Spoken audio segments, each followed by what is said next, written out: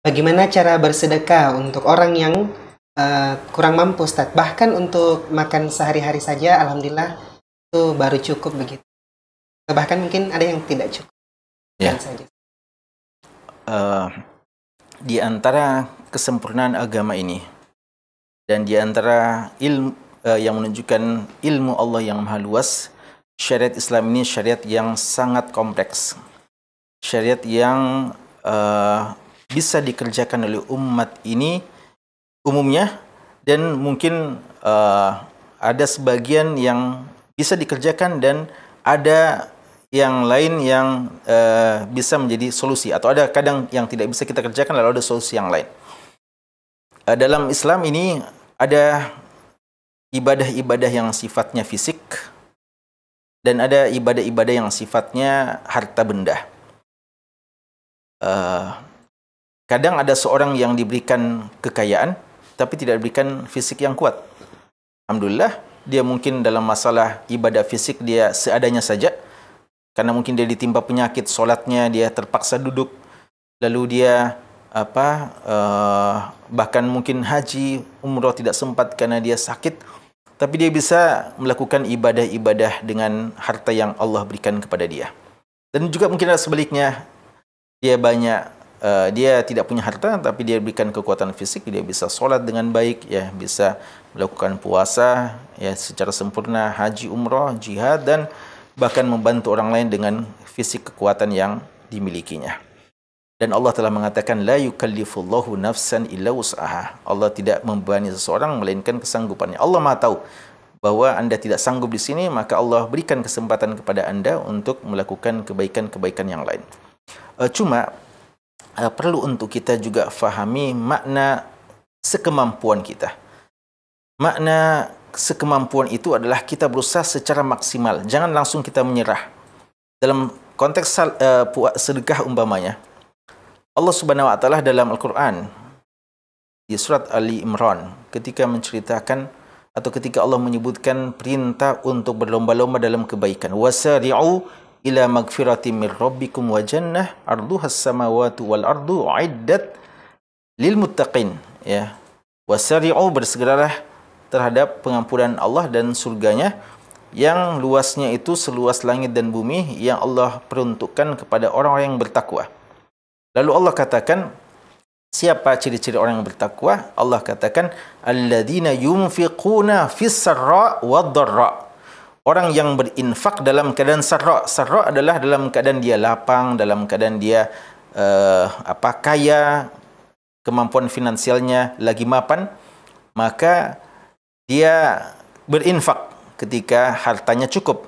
Tapi Allah juga mengatakan wad dharra. Ternyata orang bertakwa itu salah satu cirinya, dalam keadaan miskin pun, dalam keadaan pas-pasan pun, dalam keadaan sempit pun, dia tetap berusaha untuk berinfak, ya, tetap berusaha untuk berinfak. Maka ya, kami sarankan kepada saudara kita ini yang tadi bilang untuk kebutuhan sehari-hari saja tidak sanggup, ya, pas-pasan, ya. Apa saja yang bisa kita infakkan sekadarnya. Perlu kita jadi hiburan juga bagi kita bahwa manusia-manusia yang mulia juga pernah mengalami seperti itu. Nabi kita SAW itu kadang keliling ke rumah istri-istrinya, tanya apa yang bisa dikonsumsi, lalu umumnya istrinya mengatakan tidak ada sesuatu kecuali kurma dan air putih saja. Bahkan Aisyah radhiyallahu anha mengatakan kadang lewat berapa bulan tidak ada sesuatu yang bisa dimasak di rumah Nabi SAW. Tapi istimewanya, orang semacam Aisyah radhiyallahu anha dan beberapa istri Nabi kita SAW dikenal sebagai seorang yang dermawan dan ahli sedekah. Bagaimana itu?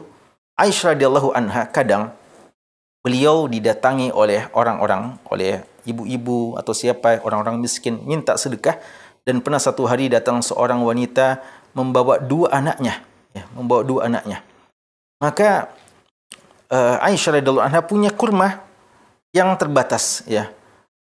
Ketika Aisyah melihat itu, maka Aisyah radhiyallahu anha memberikan, dan ternyata orang itu membagikan kepada dua anaknya.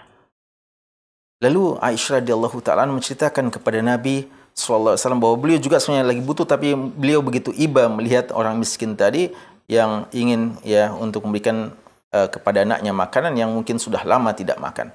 Maka Nabi SAW memuji Aisyah dan mengatakan satu pernyataan, yaitu ittaqun nara walau bisyiqqi tamrah.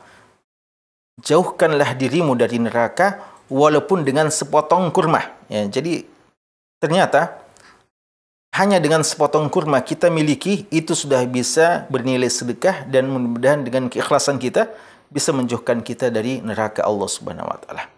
Maka ya kami yakin ya, semiskin-miskin kita, maka mungkin masih ada sesuatu ya. Kalau dulu sepotong kurma, kalau sekarang mungkin ya apa saja makanan-makanan beras ya, atau hal-hal yang sangat sederhana yang menjadi makanan pokok bagi kita, yang mungkin masih ada sedikit yang bisa kita berikan.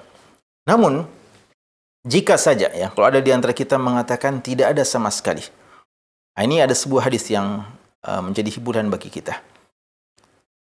Diriwayatkan oleh Imam Muslim dari sahabat yang mulia Abu Dzar radhiyallahu anhu, bahwa orang-orang miskin dari kalangan muhajirin pernah datang melapor kepada Nabi SAW dan mengatakan, "Dhahaba ahlud dusuri bil ujuri, yusalluna kama nusalli wa yasumuna kama nasumu wa yatasaddaquna bifuduli amwalihim."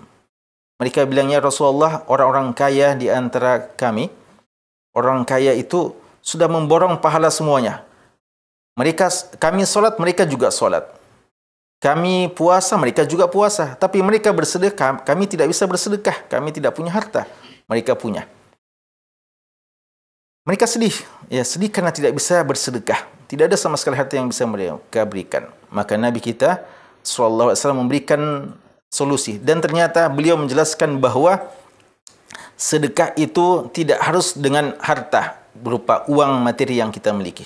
Beliau mengatakan, inna bi kulli tasbihatin sadaqah, wa inna bi kulli tahmidatin sadaqah, takbiratin sadaqah, wa inna bi kulli tahmidatin sadaqah, wa inna bi kulli tahlilatin sadaqah. Sesungguhnya satu kalimat tasbih, ucapan subhanallah, sudah dianggap sedekah di sisi Allah. Zikir. Lalu ucapan takbir, Allahu Akbar, itu sedekah di sisi Allah. Ucapan tahmid, alhamdulillah, itu juga dinilai sedekah. Dan ucapan tahlil la ilaha illallah itu juga bernilai sedekah. Maka sedekahnya orang miskin, orang yang terbatas, itu dengan memperbanyak zikir kepada Allah. Lalu juga beliau mengatakan, wa amrun bil ma'rufi wa nahyun anil munkar sadaqah. Beramar ma'ruf nahi munkar itu tidak membutuhkan uang banyak, kita nasihat saja, itu juga sudah merupakan sedekah. Bahkan beliau mengatakan, wa fi bud'i ahadikum sadaqah. Yang seorang yang berhubungan dengan istrinya ya dengan cara yang terbaik, yang halal, itu adalah juga bagian sedekah. Maka masih banyak pos-pos sedekah yang bisa kita lakukan. Bahkan ya Nabi kita juga sallallahu alaihi wasallam mengatakan senyum kita kepada saudara kita juga sudah bernilai sedekah. Dan minimal, ya, kata beliau, adalah menjaga diri kita untuk tidak menyusahkan orang lain. Yaitu kita tidak menyusahkan orang lain. Kita kalau bisa melakukan kebaikan, kita sebarkan kebaikan, bantu orang lain sekemampuan kita, juga adalah sedekah, tidak harus dengan harta. Namun kalau tidak ada itu yang bisa kita lakukan, maka kita menjaga diri kita untuk tidak menyusahkan, tidak menyakiti orang lain, itu juga bernilai sedekah. Jadi orang miskin ya, yang terbatas ekonominya, masih punya peluang-peluang sedekah. Walaupun sedikit yang kita sedekahkan, tapi mungkin kadang lebih banyak di sisi Allah pahalanya dibanding orang kaya yang bersedekah yang mungkin dengan jumlah yang sama. Ya, kadang ya dalam satu hadis dikatakan satu dirham itu bisa mengalahkan 2 dirham atau yang lebih. Kenapa? Karena yang menyedekahkan mungkin orang miskin, lalu sama ya dia akan mengalahkan orang kaya kalau bersedekah yang kelihatannya banyak tapi tidak ada apa-apanya jika dibandingkan dengan kekayaannya. Maka ya orang miskin silahkan ya bersedekah dengan sekemampuannya, walaupun sangat sedikit, tapi keikhlasannya itu akan menjadikan pahalanya besar di sisi Allah. Atau jika tidak, maka mari kita memperbanyak sedekah dengan kebaikan-kebaikan. Nabi kita sallallahu alaihi wasallam mengatakan, kullu ma'rufin sadaqah. Setiap perbuatan kebaikan itu bernilai sedekah di sisi Allah Subhanahu wa taala. Wallahu a'lam.